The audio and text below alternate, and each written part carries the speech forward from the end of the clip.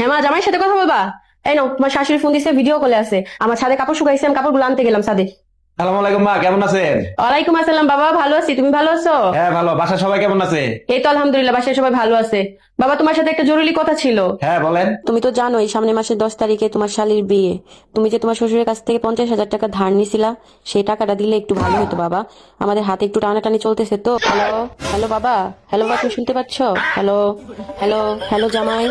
ও মা, ওই যে নেটওয়ার্কে মনে হয় একটু প্রবলেম, আপনি আবার বলেন, বুঝতে পারি না কি বলছেন। বলছিলাম কি, সামনের মাসের 10 তারিখে তোমার শালীর বিয়ে। তো তুমি যে তোমার শ্বশুরের কাছ থেকে 50,000 টাকা ধার নিছিলা, সেই টাকাটা তোমার শ্বশুরকে দিলে একটু ভালো হইতো। হ্যালো, হ্যালো জামাই।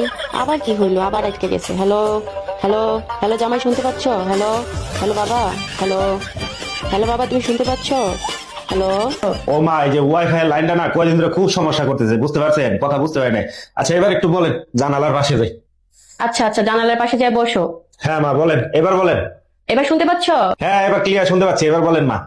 বলছিলাম কি, ওই যে সামনের মাসে তোমার শালির বিয়ে তো 10 তারিখে, তুমি তো জানোই তোমার শ্বশুরের হাতটা একটু খাটা তো, টাকা পয়সা নাই। তুমি যে 50,000 টাকা ধার নিছিলে না, সেই টাকাটা দিলে একটু ভালো হইতো। হ্যাঁ হ্যাঁ মা, আপনি বাবা তুমি কি বলছো? আমি কিছু শুনতে পাচ্ছি না, তোমার কথা আসতেছে না তো বাবা। হ্যালো, হ্যালো বাবা, জোরে বলো, আমি কিছু শুনতে পাইতেছি না তো। তোমার কথা আসতেছে না, কি বলতেছো আমি বুঝতেছি না, আবার বলো। হ্যালো, হ্যালো বাবা, তুমি আমার কথা শুনতে পাচ্ছো?